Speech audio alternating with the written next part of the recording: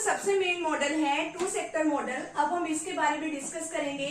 जो हमने real flow और मनी फ्लो जो डिस्कस किया था, सिर्फ वही जो है हमने इस पे दोनों ही मॉडल जो है एक साथ प्लॉट कर देने हैं, वो हमारा टू सेक्टर मॉडल बन जाएगा। अब हमारे पास जो है टू सेक्टर मॉडल जो है वो हाउस होल्ड सेक्टर और जो हमारा प्रोड्यूसिंग सेक्टर है उन दोनों सेक्टर से मिलकर बनता है। अब देखो कि जो हाउस होल्ड सेक्टर है वो क्या करता है, प्रोड्यूसिंग सेक्टर को अपनी फैक्टर सर्विसेज प्रोवाइड करता है। यहाँ से जो है ये फैक्टर सर्विसेज जो है वो कहाँ तक जाएगी, प्रोड्यूसिंग सेक्टर तक। अब फैक्ट्री सर्विसेज में क्या क्या आता है, लैंड, लेबर, कैपिटल, एंटरप्रेन्योर, ये फैक्टर ऑफ प्रोडक्शन कहलाते हैं वैसे। अब ये हाउस होल्ड सेक्टर से यहाँ तक चली गई। अब आगे क्या है, जो प्रोड्यूसिंग सेक्टर है इन सर्विसेज के बदले में हाउस होल्ड सेक्टर को क्या देगा, फैक्टर पेमेंट करेगा। अब पेमेंट किस तरीके से करता है, लैंड के बदले में क्या देगा, ये रेंट, लेबर के बदले में वेजेस, कैपिटल के बदले में इंटरेस्ट, एंटरप्रेन्योर के बदले में प्रॉफिट। ठीक है। अब आगे देखिए, अब ये जो पैसे इनके पास आ गए हैं, हाउस होल्ड सेक्टर क्या करेगा, अब ये इनसे गुड्स और सर्विसेज खरीदेगा प्रोड्यूसिंग सेक्टर से।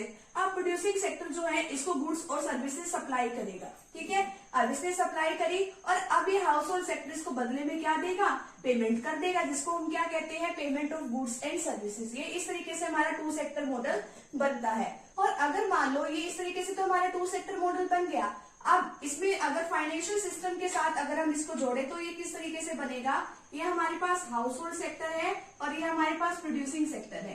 ठीक है। अब ये हाउस होल्ड सेक्टर है और ये प्रोड्यूसिंग सेक्टर है।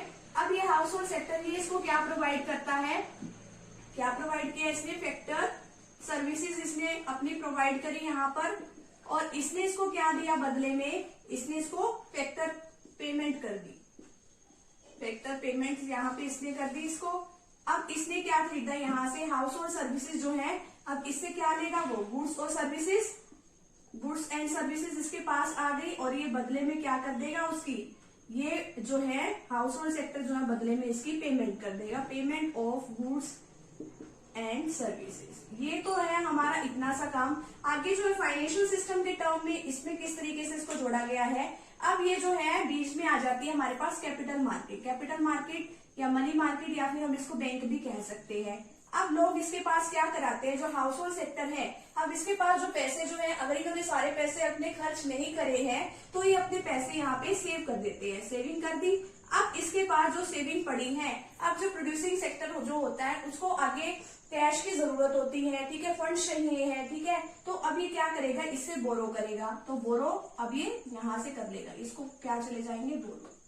ठीक है, बोरोइंग फॉर इन्वेस्टमेंट। अब ये जो कैपिटल मार्केट के पास पैसे कहाँ से है, जो लोगों ने सेविंग करी वही आगे प्रोड्यूसिंग सेक्टर को उसने आगे के लिए दे दिया है। तो यहाँ पर जो है हमारा टू सेक्टर मॉडल यहीं पे कंप्लीट होता है। तो फटाफट से भी आप इतने का स्क्रीनशॉट ले लीजिए।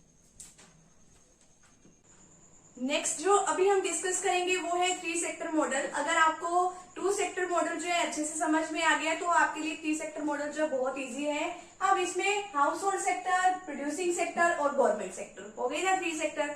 तो अभी इसमें इतना सा ही करना है, जो आपने पहले टू सेक्टर मॉडल बनाया था पहले तो आपको उतना सा ही बनाना है। तो टू सेक्टर मॉडल में हमने क्या किया था कि जो हाउस होल्ड सेक्टर है वो क्या करते हैं, अपनी फैक्टर सर्विसेज प्रोड्यूसिंग सेक्टर को देते हैं, जैसे लैंड, लेबर, कैपिटल, एंटरप्रेन्योर। अब बदले में प्रोड्यूसिंग सेक्टर जो है इनको इनकी फैक्टर सर्विसेज के बदले में क्या दे देंगे, factor payment. Factor payment land के बदले में रेंट, लेबर के बदले में वेजेस, कैपिटल के बदले में इंटरेस्ट, एंटरप्रेन्योर के बदले में प्रॉफिट। ठीक है। अब ये इस जो इनको पैसे मिल गए, अब ये क्या खरीदेंगे, क्या खरीदना है इन्होंने, गुड्स और सर्विसेज लेंगे। तो गुड्स और सर्विसेज प्रोवाइड करने वाला कौन है, प्रोड्यूसिंग सेक्टर है। अब प्रोड्यूसिंग सेक्टर इनको गुड्स और सर्विसेज प्रोवाइड करेगा। अभी फ्री में तो नहीं करने का, अभी बदले में उससे क्या लेगा, पेमेंट लेगा। तो अब हाउस होल्ड सेक्टर जो है इसको पेमेंट करेंगे, payment of goods and services, इसने इसको पेमेंट कर दी। ठीक है। यहाँ तक तो हमने टू सेक्टर मॉडल सीखा था। फिर उसके बाद हमने फाइनेंशियल सिस्टम के साथ भी सीखा था कि एक कैपिटल मार्केट है या फिर लगा ले यहाँ पे बैंक है या फिर मनी मार्केट है, जो कि लोगों के पैसों को कलेक्ट भी करती है। सेविंग जो उनकी होती है वो यहाँ पे लोग जमा करा देते हैं, अपनी इनकम का सारा पार्ट वो खर्च नहीं करते, थोड़ा बहुत बचा के रख लेते हैं। तो अब इन्होंने क्या किया, अब ये कैपिटल मार्केट में अपने पैसे जमा करा देते हैं जो इनके पास एक्स्ट्रा होते हैं। अगर इनको जरूरत होती है तो ये फाइनेंशियल मार्केट से या फिर कैपिटल मार्केट से ये लोग बोरो कर लेते हैं। अब हाउस होल्ड सेक्टर ने यहाँ पे देखो, अभी एरो का निशान इधर है, तो अब यहाँ पे इन्होंने अपनी सेविंग जमा कराई। अगर इनको लगता है कि इनको जरूरत है यहाँ पे ठीक है। तो ये कैपिटल मार्केट जो है इसको बोरोइंग के लिए यानी कि उधार दे देती है। इसी तरीके से प्रोड्यूसिंग सेक्टर है। अब प्रोड्यूसिंग सेक्टर के पास अगर कुछ एक्स्ट्रा मनी है तो ये यहाँ पे सेविंग करा देता है। अगर इसको जरूरत है तो ये यहाँ से लोन लेगा, तो ये कैपिटल मार्केट इसको क्या देगी, बोरोइंग, यानी कि अब इसको उधार के लिए वो पैसे दे देगी। ठीक है, यहाँ तक तो हमने ये 2 सेक्टर मॉडल सीखा था। ठीक है, अब एक बार तो सीखा था कि हमने विदाउट फाइनेंशियल सिस्टम के उससे, और एक बार फाइनेंशियल सिस्टम भी था हमारे पास। अब बात आती है, अब तो ये 3 सेक्टर मॉडल है। 3 सेक्टर मॉडल में पहले 3 सेक्टर आएंगे ना, हाउस होल्ड, प्रोड्यूसिंग और गवर्नमेंट सेक्टर। अब गवर्नमेंट सेक्टर मैंने आपको पहले बताया था, गवर्नमेंट लोगों से क्या लेती है, टैक्स लेती है। अब टैक्स तो ये प्रोड्यूसिंग सेक्टर से भी लेगी और किससे लेगी, हाउस होल्ड सेक्टर से भी लेगी। अब इसने हाउस होल्ड सेक्टर से क्या लिया, टैक्स लिया। अभी यहाँ से पेमेंट किसको चली गई, गवर्नमेंट के पास चली गई। यहाँ से जो है प्रोड्यूसिंग सेक्टर से उसके गवर्नमेंट के पास क्या गया, टैक्स गया। ठीक है, इतना सा तो समझ में आ गया होगा। अब बदले में जो गवर्नमेंट सेक्टर जो है वो हाउस होल्ड सेक्टर को तो क्या देती है, ट्रांसफर पेमेंट। ट्रांसफर पेमेंट क्या करती है वो, जैसे कि जो ओल्ड एज पेंशन प्रोवाइड करती है वो लोगों को, और क्या करती है, स्कॉलरशिप प्रोवाइड करती है। तो ये तो है ट्रांसफर पेमेंट। अब ये ट्रांसफर पेमेंट तो ये हाउस होल्ड सेक्टर को प्रोवाइड करती है। अब जो प्रोड्यूसिंग सेक्टर है उसको ये क्या प्रोवाइड करेगी, उसको ये सब्सिडीज प्रोवाइड करती है, ताकि ये आगे इसी तरीके का बिजनेस करने के लिए और भी इच्छुक हो। ठीक है, और भी बाकी सारे लोग भी जो है बिजनेस करने के लिए आए, ताकि हमारी इकोनॉमी की डेवलपमेंट हो। ठीक है, तो यहाँ पे तो ये है हमारा 3 सेक्टर मॉडल। तो फटाफट से भी आप इसका स्क्रीनशॉट लीजिए।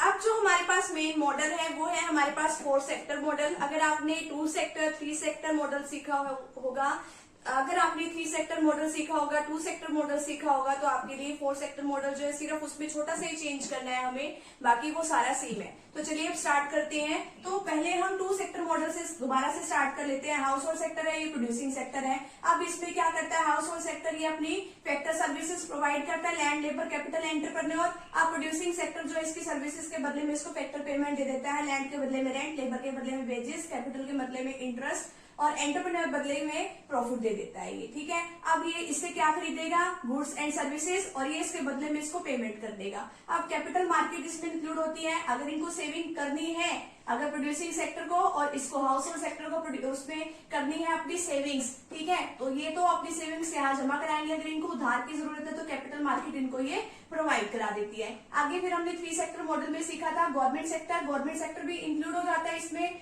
हाउस होल्ड सेक्टर और प्रोड्यूसिंग सेक्टर के साथ। अब ये क्या करते हैं, गवर्नमेंट क्या करेगी, अब इनसे टैक्सेस लेगी। ठीक है, इसने हाउस होल्ड सेक्टर से क्या लिया, टैक्स लिया। प्रोड्यूसिंग सेक्टर से भी इसने क्या लिया, टैक्स लिया। गवर्नमेंट जो है हाउस होल्ड सेक्टर को ट्रांसफर पेमेंट यानी पेंशन और स्कॉलरशिप प्रोवाइड करती है, और अब ये गवर्नमेंट जो है प्रोड्यूसिंग सेक्टर को सब्सिडीज प्रोवाइड करती है, ताकि आगे भी नए नए बिजनेस करने के लिए इच्छुक हो। ठीक है, आगे जो है अब ये गवर्नमेंट सेक्टर का कैपिटल मार्केट के साथ क्या लिंक है, वही अगर गवर्नमेंट के पास पैसे ज्यादा है तो कैपिटल मार्केट में दे देती है, जरूरत है तो ये ले भी लेती है।